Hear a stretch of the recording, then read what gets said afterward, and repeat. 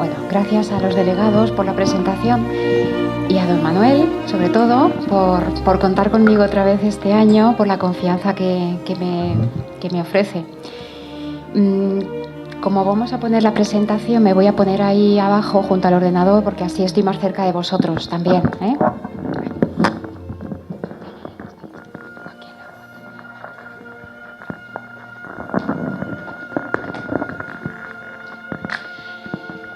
Bueno, vamos a hablar de un tema que es de suma actualidad, y es el tema del don del cuerpo, ¿eh?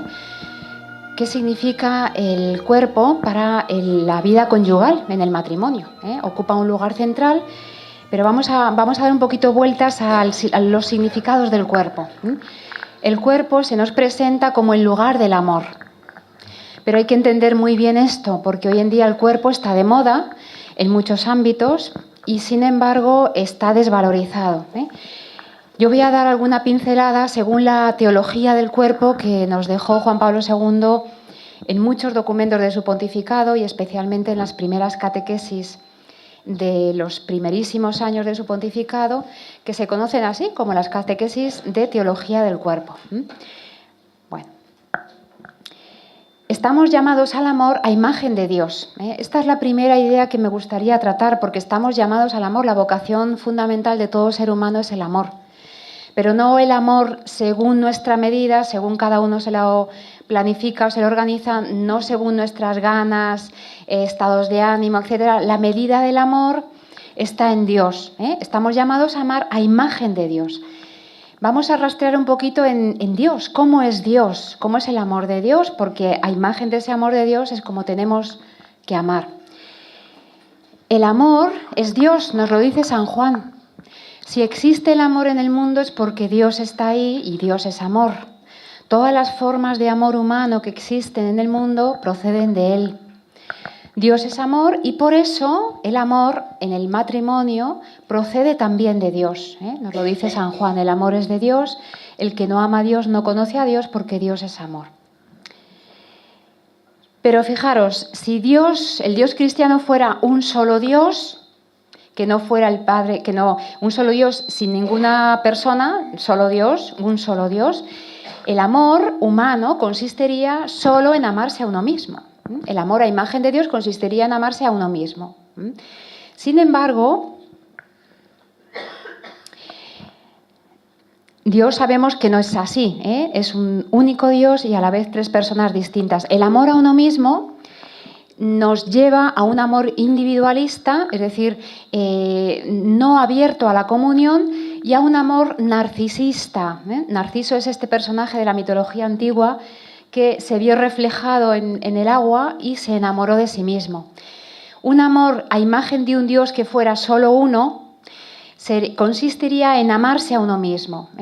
Un amor que no se compromete con nadie, centrado en uno mismo, que no abre a la comunión, que no asume compromisos de ningún tipo, un amor que no sumerge en un mundo irreal y ficticio, un mundo que yo me imagino, yo me construyo. Ese es el amor que cada uno a su medida se podría inventar. Ese no es el amor a imagen de Dios. Ese amor, algún autor moderno pues lo ha llamado el amor líquido, en una cultura también líquida, ¿no? Un amor que está pendiente de la intensidad del momento, fugaz, transitorio, que no genera vínculos.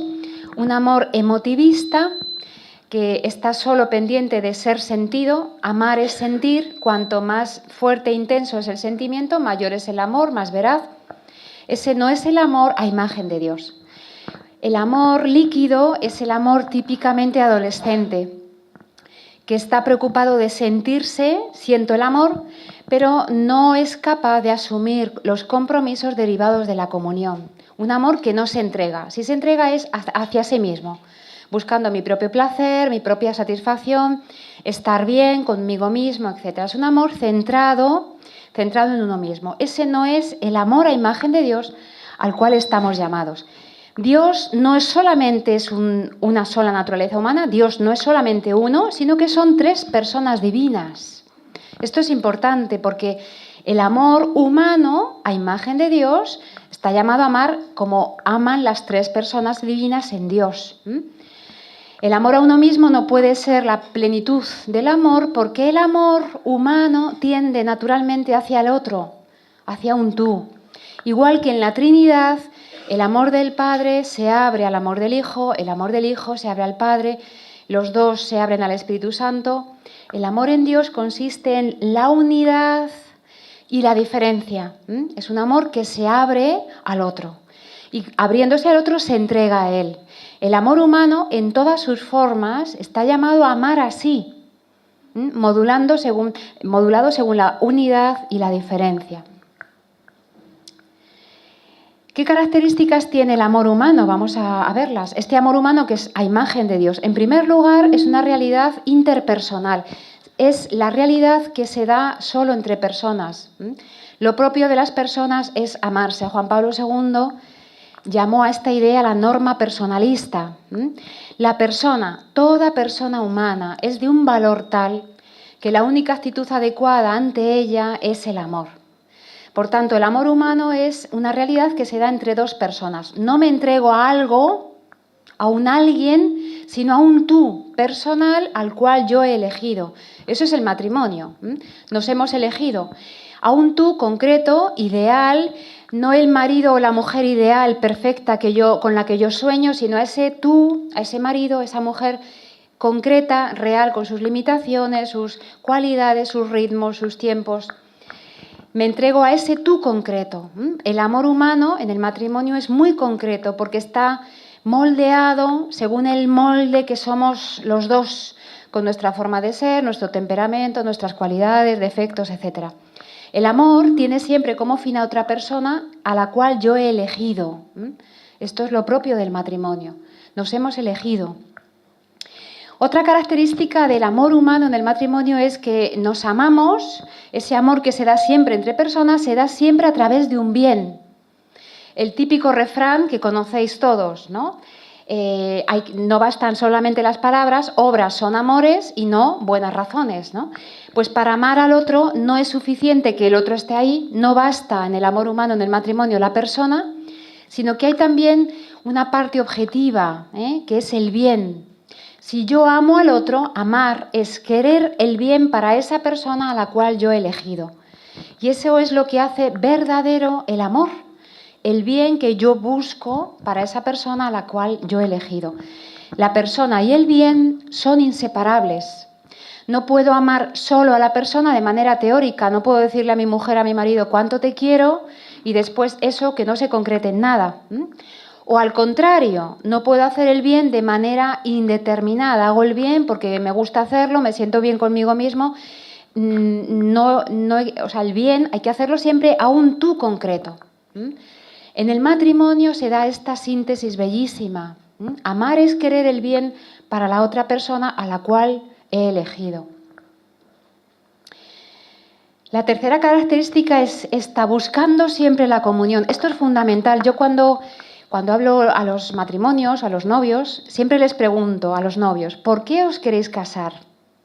Y cada uno me empieza a explicar las bondades, milagros, las maravillas y bellezas del otro, mi marido, mi novio es tal, mi novia es cual. Y muy bien, lo tenéis clarísimo. Y ahora explicarme para qué os queréis casar. ¿Para qué? Y ahí ya se callan. Pues nunca lo hemos pensado. Cuando se lo preguntan a los matrimonios, igual, pues no lo habíamos pensado. Entonces, la pregunta es fundamental. ¿Para qué nos casamos? ¿Cuál es el bien fundamental que buscamos al casarnos? Ese bien fundamental es la comunión, lo que el Génesis llama ser una sola carne.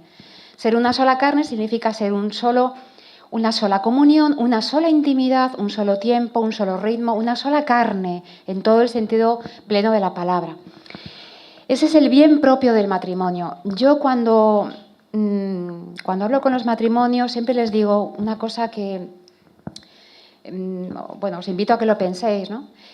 Fijaros, podéis llevar 30, 40, 50 años de matrimonio casados, 60, podéis estar celebrando las bodas de oro, las bodas de lo que sea, y sin embargo ese matrimonio puede estar fracasando. Un matrimonio fracasa no porque se separen, porque se divorcien, porque se critiquen, porque discutan. Un matrimonio fracasa cuando no está creciendo en el amor. Y yo muchas veces se lo pregunto, vale, estáis celebrando 50, 30, 20 años, pero ¿estáis creciendo en el amor cada día? ¿En qué habéis crecido hoy? ¿En comunión, en perdón, en comunicación, en escucha, en humildad? ¿Habéis crecido en algo? Porque si no se crece en el amor, el matrimonio puede estar fracasando, aunque estemos celebrando los 50 años de casados, o los 60 o los 70. Un matrimonio puede fracasar cuando este bien fundamental del matrimonio, que es la comunión, no se está construyendo, no se busca. El bien propio del matrimonio, por tanto, es la comunión, ese ser una sola carne. El matrimonio no es la suma de dos yos, mi tiempo, mi trabajo, mi familia, mis amigos, mi ocio, mi descanso, más el tuyo. Eso no es el matrimonio, no es la suma de dos soledades. En el matrimonio no se trata de dos vidas que van en paralelo y de vez en cuando coordinamos agendas, repartimos tareas, tú haces esto, tú aparcas, tú lavas a los niños, o normalmente los maridos aparcan. Bueno, el matrimonio no es un yo más yo, sino que es un nosotros. Es esa realidad, esa comunión nueva, que no existe, que la creáis cada día, en cada detalle del día, en cada acción, en cada segundo del día, estáis creando esa comunión. Ese nosotros que os supera a los dos y que os hace vivir orientando todo hacia esa comunión. El trabajo, el descanso, la fe, la oración, la relación con Dios, la relación con la familia, la relación con los hijos, todo tiene que estar finalizado y orientado a esa comunión. La pregunta es, ¿esto que yo hago nos ayuda a los dos o me ayuda solo a mí? ¿Esto que yo hago genera mayor comunión o me ayuda solo a mí? Esta partida de fútbol que ¿me ayuda solo a mí? ¿Nos ayuda a los dos? ¿Crea comunión? ¿Nos separa? ¿Nos divide o nos une mucho más? Esa es la pregunta. Esa comunión implica, atención, la totalidad de la persona. El don total de la persona se expresa en el don del cuerpo. Después hablaré más en concreto de ello. Y esa comunión, además, se fundamenta en la diferencia sexual, varón-mujer. Donde no hay diferencia, no puede haber comunión. La comunión no es igual a igualdad. No somos iguales. Cuanto mayor es la comunión, cuanto mayor es la diferencia, mayor es la comunión. Muchos matrimonios se quejan, claro, es que mi marido es tan diferente a mí, es que somos tan distintos. Y yo siempre les digo, menos mal, porque si no, no podríais generar comunión. Si fuerais los dos iguales en todo, no podría darse la comunión. Ese es el amor en el matrimonio a imagen de Dios, entre dos personas, es decir, abierto al otro, siempre a través de un bien y sobre todo buscando la comunión. Todo aquello que hagáis en vuestro matrimonio que no sea para generar, construir una mayor comunión, una mayor intimidad, eso es tiempo más o menos perdido. Al final de la vida, en el matrimonio queda ese tesoro que vosotros construís y generáis cada día que se llama la comunión. Y es ahí donde tocáis la felicidad y donde tocáis el misterio de Dios. Por tanto, los dos movimientos propios del amor, a imagen de Dios, es uno, el don de sí. Cuanto más me doy, más te estoy amando. Cuanto más me doy, más te amo, más feliz soy. No solamente más feliz eres tú, sino que más feliz soy yo también. Y el otro movimiento es acoger. No puede haber don si ese don no es acogido. Y esto es difícil, hay que aprenderlo, porque el otro se me da según sabe hacerlo, en el tiempo más inoportuno, según su medida, según su forma de hacer las cosas, de darse, como sabe, como puede. En el don no puede haber condiciones, no. Te perdono si... Y tiene que ser ahora, no puede ser mañana. En el don no podemos poner condiciones. El don tiene que ser aceptado y acogido con humildad.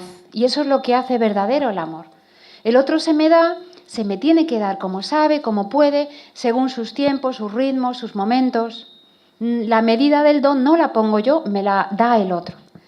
Por tanto, el don requiere ser acogido y cuando es acogido el don crece, es mucho más intenso. Pues bien, este es el amor humano a imagen de Dios que se expresa en el cuerpo. Creo que ninguno de los que estamos aquí somos ni ángeles, me consta por lo que veo, ni lechugas, por lo que también veo, ni seres vivos, como decía algún personaje hace años, ¿no?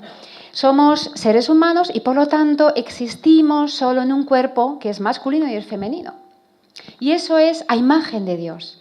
Por tanto, el don de mi persona no lo puedo realizar si no es en el cuerpo.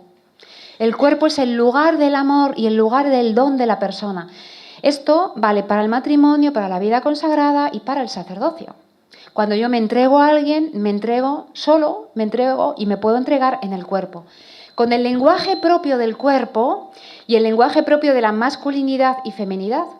Porque varón y mujer nos entregamos, el amor es don, pero no nos entregamos de la misma manera. El cuerpo, por tanto, expresa el don total de la persona. Fijaros que cuando Dios entra en la historia y quiere entregarse al hombre, el verbo, Dios, cuando se entra en la historia y se entrega al hombre, asume un cuerpo, se hace carne. Por tanto, la dimensión corporal es estructural a la persona. No tengo un cuerpo porque mi cuerpo no es una cosa distinta de mí, sino que soy corporal. La inteligencia es corpórea, la voluntad es corporal, la libertad es corpórea. Todo en mi persona está participando de esta dimensión corporal. Soy mi cuerpo. Mi cuerpo me identifica. Mi cuerpo no es algo paralelo, algo de lo cual yo dispongo, no es una cosa distinta de mí, sino que yo soy mi cuerpo. El cuerpo es un cuerpo personal. No es una realidad solo biológica, no es una cosa, no es solo un organismo, sino que expresa y comunica a la persona. Yo a vosotros, algunos os conozco, otros menos, pero si os conozco, siempre lo primero que se me aparece de vosotros es vuestro cuerpo. Vuestro rostro, vuestra manera de relacionaros, de saludar, vuestra mirada, todo eso expresa lo que sois. Y yo veo cuerpo de varón, cuerpo de mujer. Por tanto, a través del cuerpo descubro cómo es esta mujer en concreto, cómo es este varón en concreto. El cuerpo me expresa. Todo lo que yo quiero decir al otro, lo digo a través del lenguaje de mi cuerpo. Y esto es fundamental porque no podemos separar lo que somos de lo que somos en el cuerpo, de nuestro cuerpo. La persona, además, no es solo cuerpo, sino que es mucho más que su cuerpo. Me expreso en el cuerpo, pero soy capaz de trascender mi cuerpo. Sin embargo, no puedo ser lo que soy si no es en mi cuerpo. Tenemos la tarea, por tanto, de personalizar el cuerpo, no reducirlo a una cosa, a un objeto de placer, a un instrumento de marketing, de lo que sea. No reducirlo a una cosa, sino integrarlo en toda la unidad de la persona. Darle su verdadero significado, que es expresar la persona. Atención, porque esta visión del cuerpo está en contra de algunos errores, visiones reductivistas del cuerpo y del amor. Una de ellas es esta, erotizar el amor. Cuando el cuerpo se reduce a un instrumento de placer, terminamos convirtiendo el amor en un puro erotismo o en una experiencia de placer hedónica y ya está. Reducimos el cuerpo a un objeto, a un instrumento, a una herramienta y por lo tanto, reduciendo el cuerpo a un objeto, reducimos la persona también a un instrumento, a un objeto que a mí me sirve para conseguir placer, conseguir audiencia en un programa de televisión, en un programa de radio, para vender un producto, etc. El cuerpo hoy está de moda, pero se le vacía de su verdadero significado, que es la persona. Cuando yo quiero vender un coche o un litro de leche, yo lo anuncio al lado de una señora semidesnuda saltando por un prado verde y esa leche se vende. El cuerpo tiene muchos significados, pero tenemos el peligro de reducirlo a un objeto, a una herramienta, a un instrumento para conseguir otros fines. Otro peligro es cosificar el cuerpo. El cuerpo es una cosa de la cual yo dispongo. No tiene nada que ver conmigo, es otra cosa distinta de mí. Por lo tanto, una cosa es mi cuerpo y otra cosa soy yo. Esta división es terrible porque crea una dualidad en la persona, una falta de identidad que es gravísima a la larga. Otro peligro, otro error es hedonizar el sexo. El sexo no es lo mismo que la sexualidad, es reducir la sexualidad a esa dimensión puramente erótica, hedónica, de placer. La sexualidad no es solo el placer es una pieza más de esta estructura de la sexualidad que Dios imprime en la persona. Pero reducir solo el sexo o la sexualidad al placer significa también reducir la persona solo a un instrumento de placer, con lo cual se pierde el verdadero significado del cuerpo y por lo tanto de la persona. Esto no es amar a imagen de Dios. Por tanto, nosotros partimos de que el cuerpo expresa a la persona. El sexo, la sexualidad, el cuerpo es sexuado, es siempre varón o mujer. Y eso a mí me define. Yo soy varón, soy mujer y lo soy en un cuerpo de varón o en un cuerpo de mujer. El sexo, la condición sexuada a mí me define. Otra idea fundamental es que el cuerpo expresa a la persona. Si el cuerpo es masculino o femenino, está expresando la persona masculina y la persona femenina. Introducir ahí una división y una dualidad es peligrosísimo porque lleva a vaciar de identidad no solamente la sexualidad y el cuerpo, sino también la propia persona. Otra idea fundamental es que el amor es inseparable del cuerpo. Está ahora muy de moda el amor puramente sentimentalista, emotivista, un amor idealista, que se enamora no de la persona concreta, sino de la persona ideal. Algunos incluso dicen, no, yo me enamoro del alma de esta persona, ¿no? Están de moda muchas experiencias de este tipo entre los jóvenes. El amor es inseparable del cuerpo. Entregar el cuerpo es entregar la persona. Y el cuerpo se entrega una vez. Lo puedo prestar muchas veces, puedo jugar con el cuerpo muchas veces, pero entregar el cuerpo, entregar la persona en el cuerpo, eso es un acto que se hace una vez para siempre. Por tanto, es necesario hacerlo solo a un tú, al cual yo elijo. El amor, por tanto, es inseparable del cuerpo. El amor es también inseparable de la persona, de esa otra persona que es diferente a mí, varón o mujer.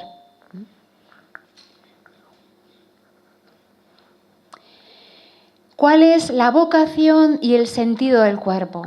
Pues no es ni el placer, ni ser objetualizado, ni ser un instrumento, sino que el significado y la vocación del cuerpo es expresar el amor. Y esto a imagen de Dios. Cuando yo quiero saber cómo Dios me ama, le veo entregándose en el cuerpo de la Eucaristía. Cuando Dios quiere revelarnos cómo nos ama, asume un cuerpo. Y esa es la encarnación. El amor humano a imagen de Dios también se expresa en el cuerpo. Ese cuerpo que se entrega una vez para siempre. La vocación del cuerpo, por tanto, es expresar el don de la persona y el amor total, único, fecundo, indivisible, exclusivo, a ese tú al que yo he elegido. Y esto significa amar a imagen de Dios. El amor, por tanto, se entiende solo desde el don personal. Nosotros, desde la revelación, no entendemos el amor en sentido emotivista, sentimentalista, idealista, un amor que no se compromete, que no se abre a la comunión con el otro, que no está centrado en sí mismo, sino que se entiende desde el don. El don es el movimiento que modula el amor humano porque es así a imagen de Dios. Dios se me da y así se me muestra y se me revela su amor. Y Dios cuando se da, no se da por partes, no se da un tanto por ciento en el bautismo, luego un 25% en la confirmación. Cuando se me da totalmente. No me dice, bueno, me doy a ti, te perdono, sí, a condición de que cuando Dios se da totalmente. Y el amor humano es así. Cuando el varón y la mujer se aman, se dan totalmente y ese don solo se puede expresar en el cuerpo. El amor, por tanto, se entiende desde el don personal y ese es el don, esa es la vocación, el significado personal del cuerpo. La diferencia sexual no es un dato accesorio, es algo que nos define y por tanto significa una llamada a la comunión. Cuanta mayor es la diferencia, no hay un varón igual en el mundo, no hay una mujer exactamente igual en el mundo, gracias a Dios, por otra parte, ¿eh? Pero cuanta mayor es la diferencia, mayor es la comunión. Que seamos varón y mujer significa que llevamos inscrita en nuestro cuerpo, en nuestra estructura personal, una llamada a la comunión. Y esa comunión a imagen de Dios, que es uno y trino, solo puede expresarse en la diferencia sexual. La diferencia sexual es, por tanto, una llamada a la comunión, y esa llamada a la comunión encierra una llamada a la fecundidad. Donde hay diferencia, donde hay don personal, allí hay vida y hay fecundidad. Donde no hay diferencia, no puede haber don a imagen de Dios, y por lo tanto esa igualdad no es fecunda, no puede estar abierta a la fecundidad. La reciprocidad sexual, por tanto, está llamada a ser fecunda. La primera fecundidad en el matrimonio, el primer tercero en el matrimonio no es el hijo. La primera fecundidad del matrimonio es la fecundidad espiritual de ese nosotros, esa comunión que es el bien propio del matrimonio.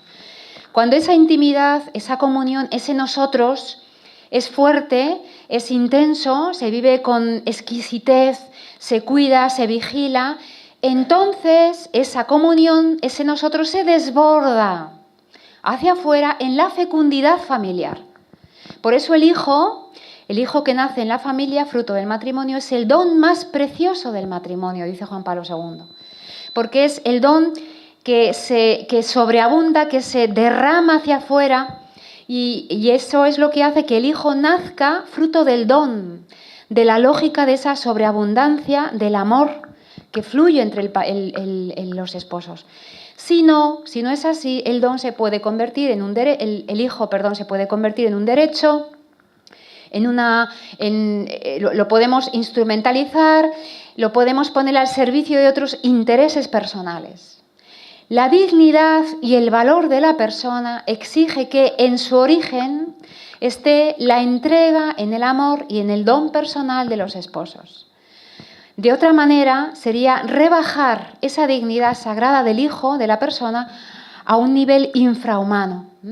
La persona es de tal valor que, precisamente por ser persona, en su origen tiene que estar este don personal y amoroso de los esposos, a imagen de Dios, a imagen de Dios. Juan Pablo II, en la carta a las familias, que os recomiendo que releáis, habla de cómo la genealogía de cada persona no está solo en los padres, sino que tiene su origen en la Trinidad. En ese amor eterno, personal, trinitario, en esa comunión trinitaria, está el origen de toda persona humana. Y eso es lo que dignifica y hace sagrada el valor de la persona.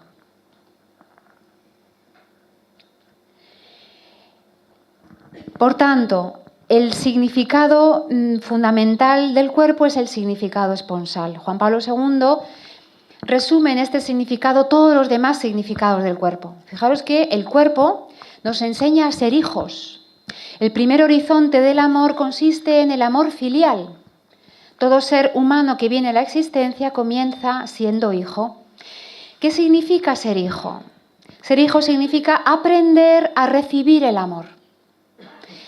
Aprender a recibir el amor de un amor más grande, el amor de mis padres, el amor de Dios, que me precede, que es más fuerte que yo, que está ahí, que va por delante, que está en el origen de mi existencia. Eso significa ser hijo, aprender a recibir el amor. Fijaros que cuando Dios entra en la historia, cuando el Verbo se hace carne, lo primero que hace es aprender a ser hijo. Es decir, aprender a recibir el amor de sus padres, de José, de María. El horizonte del amor humano, por tanto, comienza en el ser hijos, en nuestra condición filial. Y esto es fundamental porque nuestro cuerpo nos enseña que el origen del amor no está en nosotros, sino que está fuera de nosotros, en un amor primero, originario, creador, un amor con mayúscula que nos precede y que da a nuestra existencia su sentido más pleno. La cuestión del origen con mayúscula es fundamental para entender el misterio del hombre.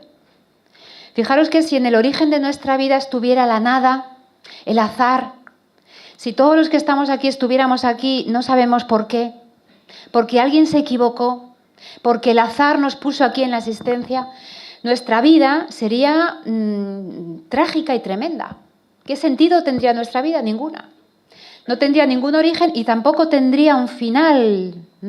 Por lo tanto, las cosas del día a día no tendrían sentido.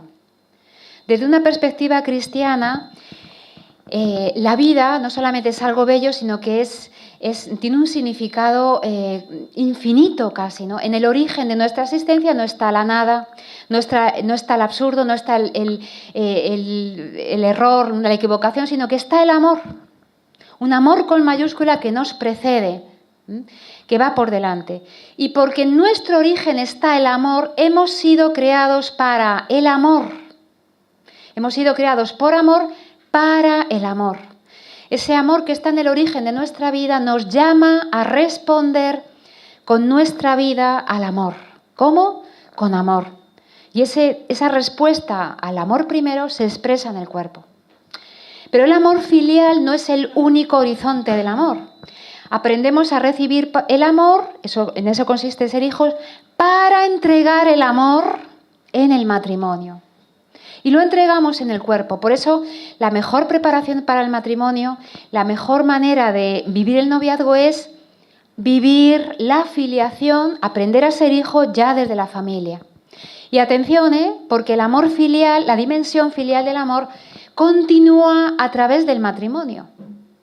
A lo largo del matrimonio yo sigo aprendiendo a recibir del otro el amor, el don, todo aquello que él me quiere dar, él mismo, su persona.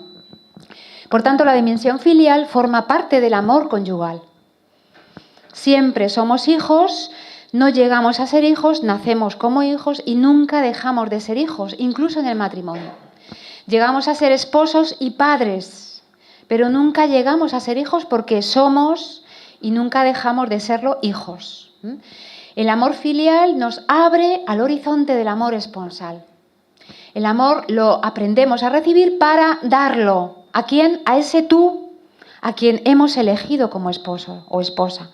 Y lo entregamos siempre a través del don del cuerpo. Ese es el significado central del cuerpo. El cuerpo expresa el don total de la persona. El lenguaje del cuerpo es capaz de expresar el don total de la persona al esposo. El significado esponsal del cuerpo no es tampoco un significado cerrado en sí mismo, sino que el don total de la persona al otro, siempre a través del cuerpo, está abierto a una fecundidad cada vez mayor. Esa primera fecundidad del matrimonio es el nosotros, y ese nosotros cuando se desborda, se va ampliando, se va abriendo cada vez más, se extiende a través de ese nosotros familiar. Los hijos, la vida familiar, que tiene su fundamento siempre, a pesar de la edad, aunque mis hijos tengan 60 años, que no sé si sería posible, pero ese nosotros familiar tiene su fundamento siempre en el nosotros, en la intimidad y en la comunión del matrimonio. Dime cómo es vuestra comunión conyugal y te diré cómo es vuestra comunión familiar. La comunión familiar nace de la comunión conyugal. Todo aquello que los esposos viven, se entregan, aman, se dicen, se expresan, se proyecta, se continúa en el nosotros familiar, en los hijos.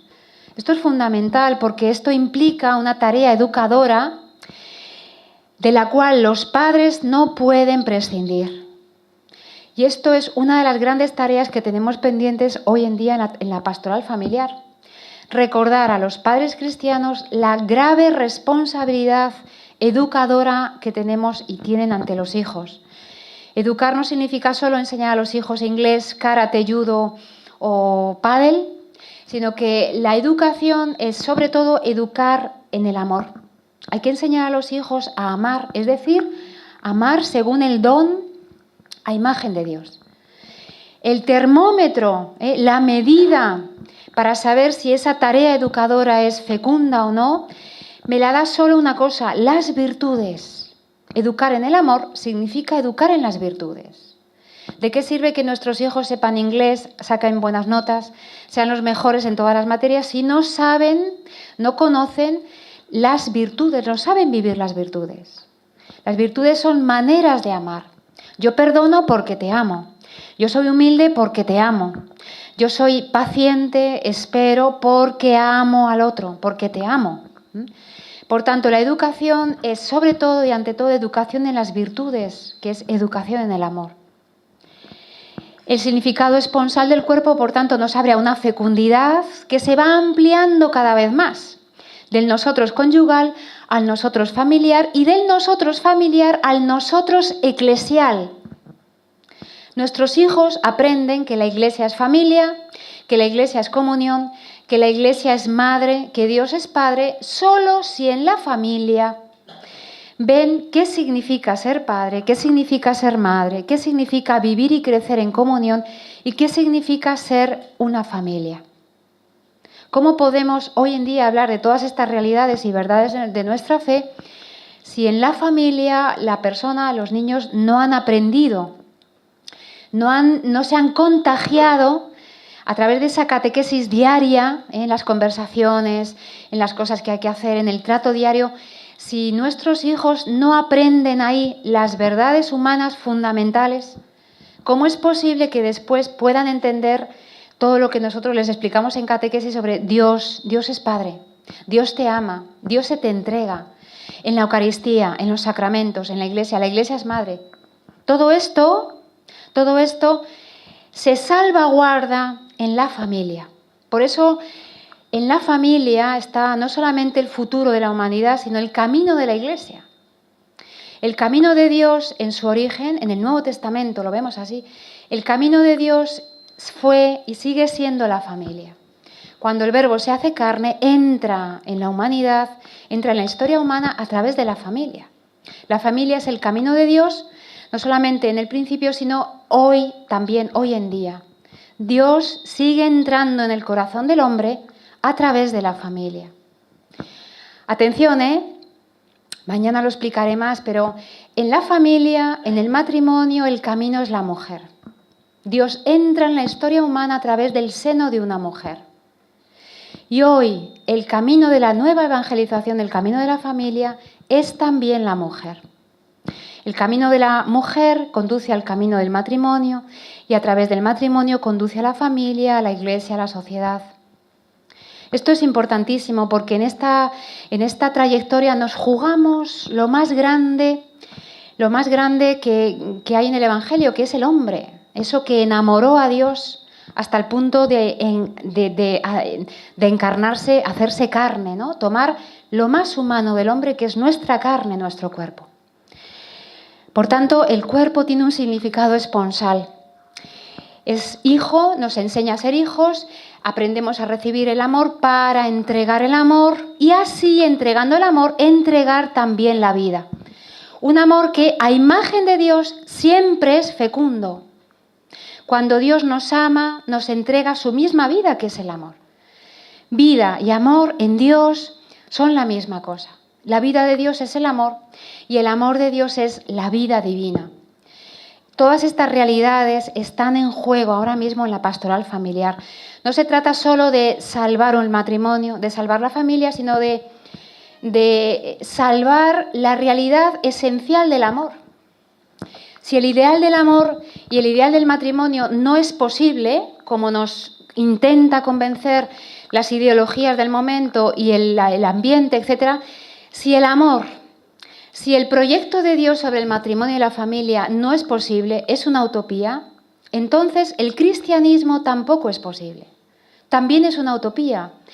Y entonces Dios no existe, porque Dios es amor y el cristianismo es la religión del amor. Y ese amor que es Dios, que se nos ha revelado en un cuerpo, es el centro de la historia de la salvación.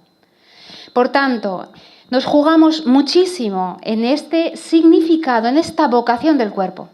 Recuperar el significado del cuerpo, el significado de la sexualidad, el valor del matrimonio, de la familia, el plan de Dios sobre el matrimonio, porque ahí nos jugamos la credibilidad, la veracidad o no de nuestra fe cristiana. No está en juego solo la evangelización del mundo, no está solo en juego dar testimonio de Dios, sino que está en juego la misma esencia del cristianismo, que es la religión del amor, es la religión del cuerpo. Por tanto, nos va mucho, en la tarea del matrimonio, de la familia, nos jugamos muchísimo. Nos jugamos el mismo misterio de Dios. Si el matrimonio no es posible, entonces Dios no existe y el cristianismo es también una utopía. Bueno, pues este es el significado fundamental del cuerpo. El cuerpo nos enseña que somos hijos, nos enseña a ser esposos, nos enseña a entregar la vida, nos enseña muchas más cosas, tiene muchos más significados, pero este es el recorrido del amor humano que quiere amar a imagen de Dios. Dios, cuando nos ama, se hace hijo, se nos revela como esposo, Cristo esposo, y además se nos hace hijo, se nos revela como esposo para entregar una vida nueva al mundo que es la vida de Dios. El cuerpo, por tanto, nos enseña a entrar en el misterio del cristianismo y a entrar también en los sacramentos, especialmente en la Eucaristía, que es el sacramento del amor de Dios que se nos revela en el don de un cuerpo, en ese cuerpo eucarístico de Cristo, en ese lenguaje del cuerpo eucarístico, se nos está revelando todo el amor de Dios. Y es ahí, y solo ahí, en el cuerpo eucarístico de Cristo, en el misterio esponsal de Cristo que se celebra en la Eucaristía, donde el matrimonio cristiano se entiende a sí mismo. Juan Pablo II hablaba de la Eucaristía como el sacramento de los esposos. Es ahí, en el misterio esponsal de Cristo de la Iglesia, que se celebra sobre el altar, que se expresa en el lenguaje del cuerpo, donde los esposos aprenden a amarse, a entregarse y a descubrirse a sí mismos. Bueno, pues que estas ideas nos ayuden a recuperar la centralidad del cuerpo, a recuperar la belleza de la visión cristiana sobre el amor, el cuerpo, la sexualidad, en la cual se nos ha revelado el misterio de Dios, con ese lenguaje nuestro tan humano que es el lenguaje del cuerpo. Muchísimas gracias.